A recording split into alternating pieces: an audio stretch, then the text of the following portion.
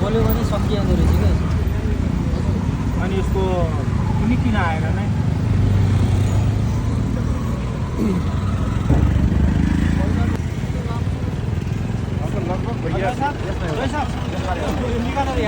यसो मानबहादुरजी दाङ निवासी हो। उहाँको बसाइ अहिले युके भए पनि सधैँ उहाँले दाङको त्यसो पनि तुलसीपुरको चिन्ता लिनुहुन्छ। लामो समयदेखि उहाँले तुलसीपुरको विकासमा आवाज उठाउँदै आउनु भएको छ।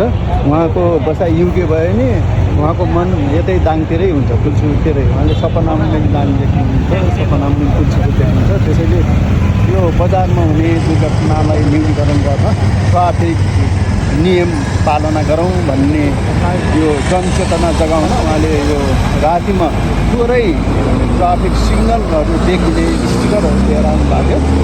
त्यो आज विशेष गरी rotary club of Tulsipur city, rotary club, Tulsipur नगर जेसिस लगायत लायन्सका साथीहरू मिलेर, उद्योग वाणिज्य सङ्घका साथीहरू मिलेर हामीले आज यो ट्राफिकका साथीहरूलाई लिएर यो काम सम्पन्न गर्दैछौँ।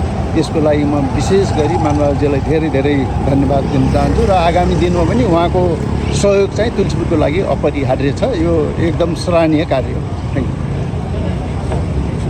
त्यो जुन मोटर बाइक ठोकेपछि त्यहाँबाट मैले न्युज हेरेपछि अब यसको लागि केही समाधान गर्नु पऱ्यो भनेर मैले तलमा जुन उहाँले गरेको पोस्टमा पनि लेखेँ।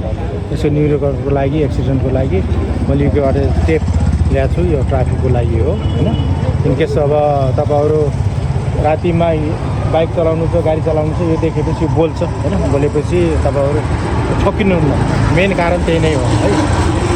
दुर्घटनाबाट जोगिनुको लागि यो टेप मैले बेलायतदेखि लिएर आएको छु। धन्यवाद सरेश भाइ। यो तुलसीपुरका चोक चोकमा टाँस्दैछ। मैले 3वटा योसँग 3वटा भयो। अब बाँकी चाहिँ तल अब एउटा कति छ? 4वटा छ क्या? यो आइल्यान्ड चाहिँ 3टा हो आइल्यान्ड। धन्यवाद सरोज भाइ।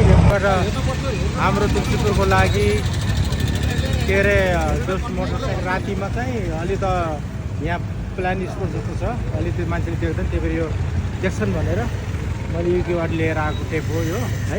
प्रत्येक हाम्रो 4वटा चोक छैन सर है। साह्रो लगाउँ कि अब त धेरै राम्रो भयो नि। अब साउको छोराहरू होइन अब ठक्किँदैन के राति।